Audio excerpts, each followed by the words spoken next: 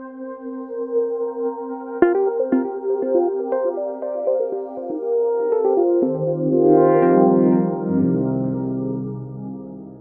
next speaker is the Republican gubernatorial candidate Bruce Rauner, who just finished a very tough and bruising primary and was successful.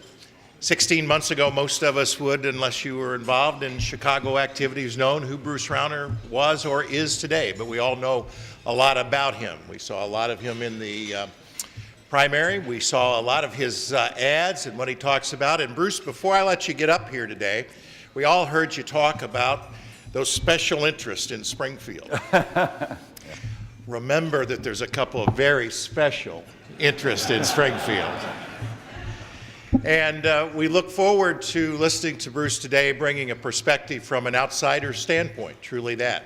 All of you who've been coming to these over the years, we've listened to a lot of rhetoric, we've listened to a lot of discussion about the problems that this state faces. Many of us, because we represent business, always talk about we need a business perspective of how to run government. Bruce Rauner's background, and he'll talk about that, is from a business background, and he also came from some very humble beginnings to get to where he is today. So ladies and gentlemen, let's please give a warm welcome to the gubernatorial candidate for the Republican Party, Bruce Rauner. If you are taken for granted, if you guys are looked at as a piggy bank to be broken into whenever money's needed, if you guys are regarded as, selfish folks who don't look out for your employees and don't look out for your customers, but are just out to take advantage and make money, greedy money grubbing, and you're really the enemy of progressive thought, you know what happens? Loss of our prosperity, loss of our future. I'm here for a simple reason. I love the state of Illinois passionately. I was born and raised here. We raised our 6 kids here. We built businesses here. I love Illinois. And I'm here because my friends are leaving the state. I have friends in your community, manufacturing companies, retail companies, healthcare companies. They're leaving the state. And you know what? They've said to me, Bruce, you should leave too. Come with us. Move to Texas. Move to Indiana. Move to Tennessee. Change your residency to Florida. You know what? That makes me mad. That makes me outraged. This is my home. This is your home. And we've got failure in Springfield government that is wrecking the future of our home. And I won't stand for it. I just won't sit back and let it happen. I won't.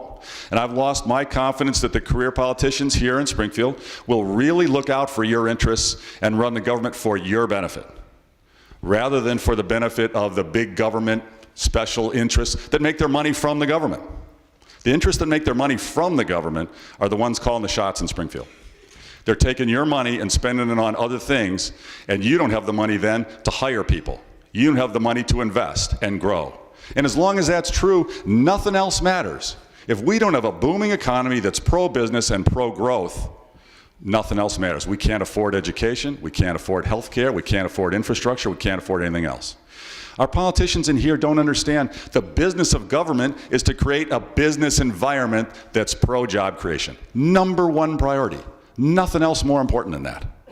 Here in Springfield, though, no, it's not the mindset.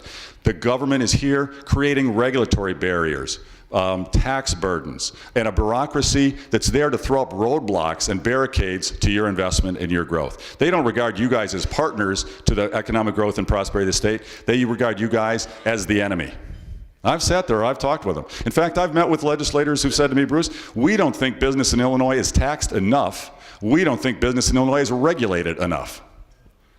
I've sat there and said it to me. And as long as we've got that mindset, we don't have a future. We've entered a long, slow economic death spiral. And we've got to pull out of it. Good news is we can. You can see what Indiana's done. You can see what Wisconsin's doing, Michigan's doing, Ohio's doing. They're turning their economies around, they're turning their governments around, and we can do the same thing here. And that's why I'm running. I want to lead that effort with you guys as partners. We can lead that effort, restore the prosperity and the great future for our businesses, our children, our economic vitality. That's exactly why I'm running. We had a big debate in my family whether I should run, because I'm not a politician. I'm a self-made business guy. I'm an entrepreneur and an investor, just like many of you. 6 kids around the dinner table, my wife and I debating, should Dad run? Oh, it's going to be rough.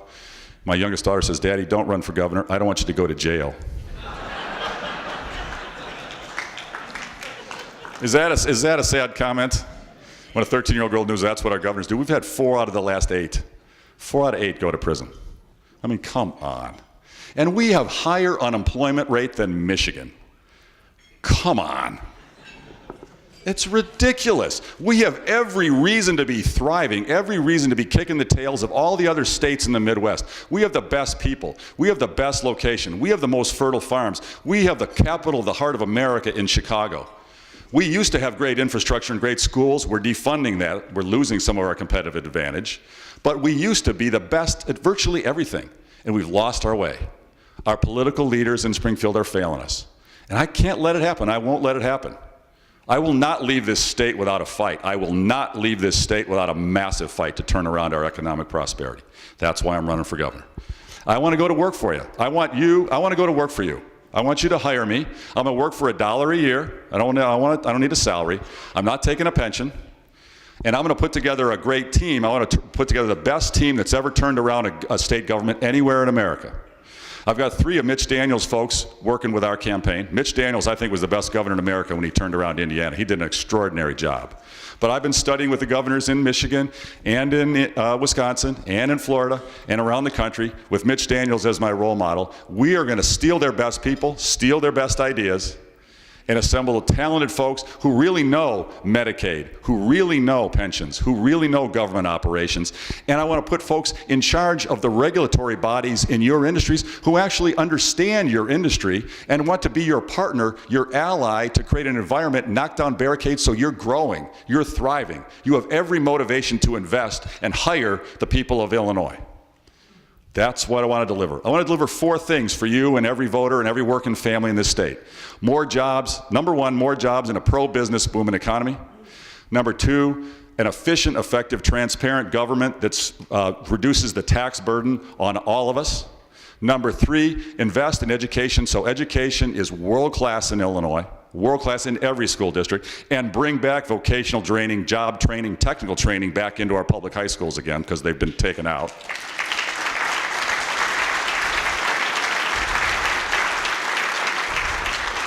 And number 4, put term limits on all the politicians in Springfield. 8 years is a long time to be in one office. That's a long time. You know, when George Washington founded America, he could have been president for life. In fact, many Americans wanted George Washington to be king. George Washington said, no, I'll be a public servant, I'll work for the people of America for 8 years, and I'll leave. He did that 100% voluntarily. That wasn't the law back then. And that's the reason America was really alone among the early democracies. We didn't have a country like in Europe and other places that got democracy, elected the first person, and the person said, wow, I like this job. I think I'll keep it. I'll be a dictator for the rest of my life. That happened in most other countries that got democracy. Didn't happen here. George Washington controlled the military. He could have done anything he wanted. He said, no, I'll be a public servant. I'll work for 8 years and leave.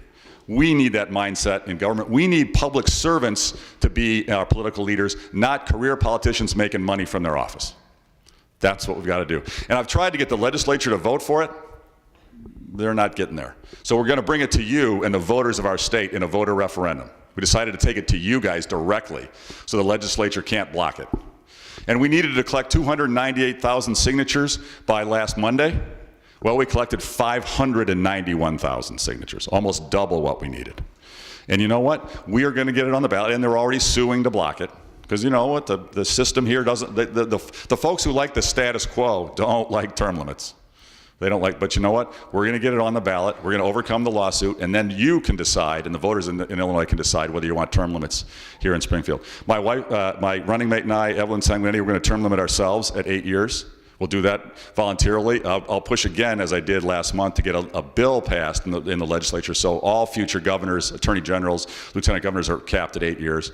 We'll try to get it done. If we can't get that done, we'll limit ourselves. We need new leaders, fresh ideas, people who are doing it for the right reasons. We can get that done. We can change the culture in Springfield so the government's run for your benefit. The government today is not running for your benefit, and as long as that's true, we don't have an economic future. And I don't want our kids to have to leave the state. I don't want you to have to leave the state because the climate is better somewhere else to hire people. We've got to turn that around. I'm very excited to deliver that result. More jobs, lower taxes, better schools, term limits. Like a laser, we're going to focus on that. And let's do some Q&A. I'll tell you how we're going to get that done in detail here. I'd love to do some Q&A with you. Quickly, my running mate is Evelyn Sanguinetti. I think some of you have met her, but many haven't. She's a superstar. She's going to be hopefully our next lieutenant governor. She's a classic American success story. Her mom was a refugee from communism in Cuba, came to Miami from Cuba. Her dad was a legal immigrant from Ecuador. Evelyn's mom was 15 years old when she had Evelyn. But Evelyn grew up in poverty, food stamps, tough circumstance, but she battled her way through, got a scholarship to Florida International University, went to John Marshall Law School in Chicago, then she became Assistant Illinois Attorney General under Jim Ryan. She got elected to the Wheaton City Council in DuPage County, and she's a leader in the Republican National Hispanic Assembly. She's a dynamic, charismatic, passionate, hardworking person, and I love her dearly, and she's going to be a great lieutenant governor. You know, and she's going to help us message throughout this state. We're going to ask for voters that haven't traditionally voted Republican. Our problems are bipartisan failure, and we need to have bipartisan solutions. So we're going to reach out to many voters who are traditionally Democrats and folks who are traditionally independents, as well as Republicans, and come together as a group of voters who want reform, who want government that's run for the benefit of the people again, who want a booming economy, who want value for their tax dollars, and want great schools. And Evelyn has one of my favorite lines. I stole it from her, it's like I do most of my great lines. She said, Bruce, Hispanic voters in Illinois are mostly Republican, they just don't know it yet. You know, they're about faith and family and hard work and giving back. You know what? We're going to reach out and communicate with them. And I'm very gratified. We've had Latino leaders who are Democrats endorse us and come work with our campaign. We've had African American leaders who are traditionally Democrats, ministers in Chicago and in Rockford, and African American business owners endorse us and come work for our campaign. Greek leaders who are traditionally Democrats. They're small business owners, but they've been Democrats. They're coming to us because the business climate is so bad for their small businesses. Polish leaders in Chicago, Democrats, they're coming to because our current governor is failing. Failing on schools, failing on jobs, failing on taxes. And they want results, and that's why we're running. We're going to get results. My own background, I was born on the north side of Chicago, but I grew up in Lake County, up in a community called Deerfield, up towards Wisconsin. My grandparents were dairy farmers in Wisconsin. My dad was an electrical engineer, worked at Motorola in Schaumburg. My mom was a nurse at Northwestern University Hospital. I'm the oldest of 4 kids. I'm half Swedish, half German. German Catholic, Swedish Lutheran. My parents argue about it. I was raised Episcopalian as a compromise.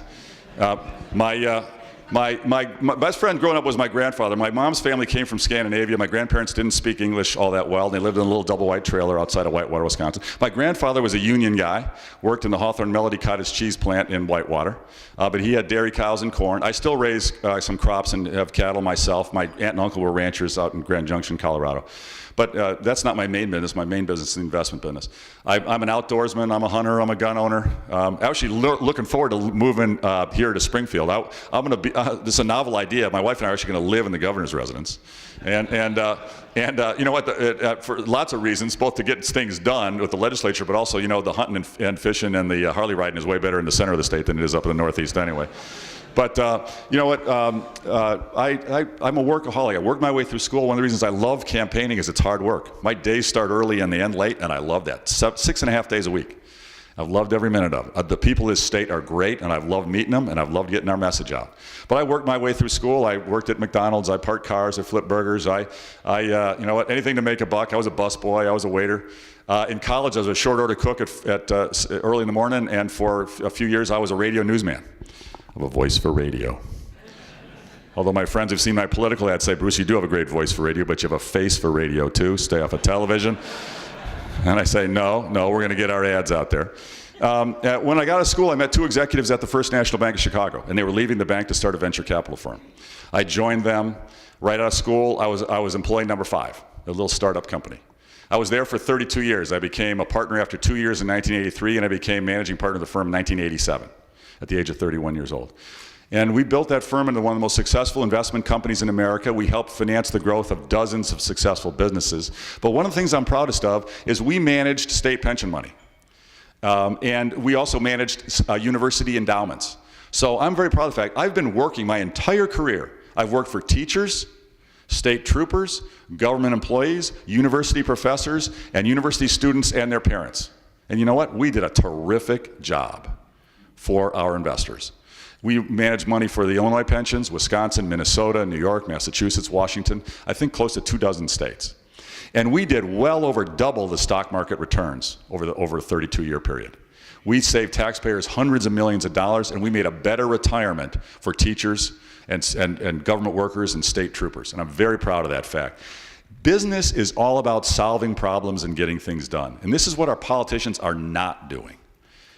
Business is about assembling talented teams of people, setting an agenda, setting out a plan, and then driving a result.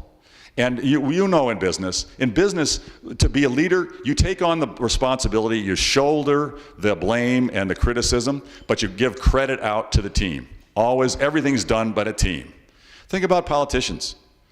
Politicians spend their lives gathering in all the credit they can take and avoiding all the blame they can duck from. That's what they do. I mean, I'm a perfect fit in there. I'm a perfect compliment for the folks here. I mean, put all the blame on me. It's okay. Tough decisions, put it on me. Problems, put it on me. I'll give you the credit. Take some tough votes that actually benefit our economy, benefit our business owners. Let's grow jobs in this state. Let's get that done together. I want to move here. I want to get to know every legislator on a first-name basis. I want to work together to solve problems and deliver results. I'm a problem solver. I'm a negotiator. I'm a team builder. And managing, leading, problem solving, team building, those aren't partisan. This is not partisan. This is getting results. And I'll work with anybody, anywhere on the 4 points. More jobs, lower taxes, better schools, term limits. I'll work with anybody, anytime. I've worked with the mayors in Chicago on school reform. I've worked with legislators on different school reform bills. I've worked in Chicago with the mayors on tourism growth and on pension reform. I'll work with anybody anytime. I may agree or disagree on certain points. Who cares? Nobody agrees 100%. Nobody. Let's find out where we do agree. We need major pension reform, not minor stuff that's going to get thrown out by the court anyway because it's unconstitutional. We need real regulatory reform.